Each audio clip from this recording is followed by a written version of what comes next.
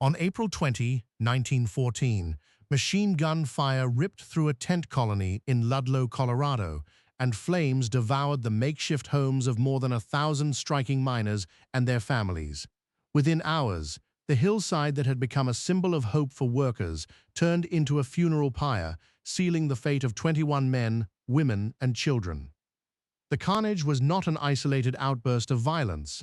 It was the climax of a systematic campaign by powerful industrial interests to crush labor organization across the United States. What no one could have imagined at that moment, what would remain hidden for decades, was how this single tragedy would ignite a statewide armed uprising, force federal intervention, and eventually reshape mining safety law.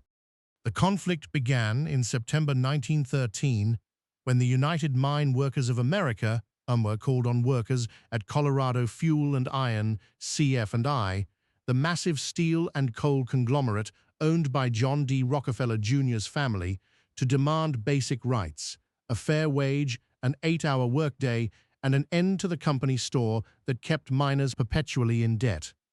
When CF&I refused, more than 10,000 miners walked off the job, establishing a tent colony near Ludlow to shelter their families while they held out for negotiations. The colony grew into a bustling community of kitchens, schools, and even a small hospital, an embodiment of collective resolve against corporate oppression. Company officials, fearing that the strike would cripple production and damage their reputation, turned to the Colorado National Guard. On February 4, 1914, at the explicit request of CF&I management, Governor Elias M. Ammons dispatched troops to the southern coalfields, ostensibly to maintain order, but effectively to intimidate the strikers. The Guard's presence escalated tensions. Every patrol became a reminder that the state was siding with private capital. Among the miners stood Louis Tikas, a Greek immigrant who had risen to become one of the most charismatic union organizers in the region. Tikas coordinated food deliveries, negotiated with company officials, and rallied workers around the principle that dignity should not be bought at the cost of their lives. His leadership made him a target. On April 20th, as Guard units surrounded the Ludlow tent colony, Tikas stepped forward to negotiate a ceasefire. Witnesses later testified that he was shot multiple times while attempting to protect his fellow strikers, a brutal act that signaled the Guard's willingness to use lethal force against even the most peaceful emissaries. When dawn broke over Ludlow, the National Guard, armed with rifles, machine guns, and a resolve hardened by corporate directives, opened fire on the tents. Soldiers poured relentless bursts into the camp, forcing families to flee for cover. In a desperate attempt to shield themselves from bullets, many women and children dug shallow pits in the earth, hoping the ground would conceal them. Instead, Guard troops set the surrounding tents ablaze, sealing those pits with smoke and fire. 11 children and 2 women perished from suffocation as the air grew toxic. 6 miners, 3 union organizers, and 10 other civilians also lost their lives. The official death toll, confirmed by contemporary newspaper reports and later investigations, stood at 21. The carnage was captured in photographs taken by journalists who arrived on the scene within hours. One stark image, blackened timbers silhouetted against a blood-red sky, would become an indelible symbol of corporate brutality. Yet the Guard's commander, Major Patrick J. Hamrock, issued no immediate apology. Instead, he claimed the troops acted in self-defense after being provoked by armed strikers, a narrative later debunked by testimonies from survivors and independent observers. The massacre did not quell dissent. It ignited a broader rebellion. Across Colorado's southern coalfields, miners seized control of railroads, telegraph lines, and mining towns in a coordinated 10-day armed uprising. They erected barricades, commandeered weapons, and declared that the state had forfeited its legitimacy by siding with corporate interests. The violence escalated. Skirmishes erupted between striking miners and Guard units, resulting in additional casualties on both sides. Amid this chaos, President Woodrow Wilson faced mounting pressure to intervene. On April 28, federal troops under General John J. Pershing arrived in Colorado, tasked with restoring order and protecting civilians. Pershing's forces quickly disarmed the Guard, imposed martial law, and forced the striking miners back into the mines under strict supervision. While the federal presence halted the immediate bloodshed, it also cemented a precedent. The government would intervene only when unrest threatened national stability, not to protect workers' rights.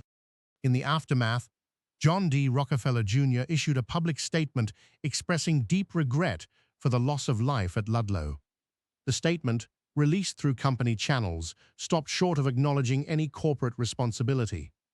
He refused to meet with union leaders or the families of victims, and no compensation was offered beyond modest pensions to a few widows, a gesture many historians view as an attempt to placate public outrage without admitting culpability.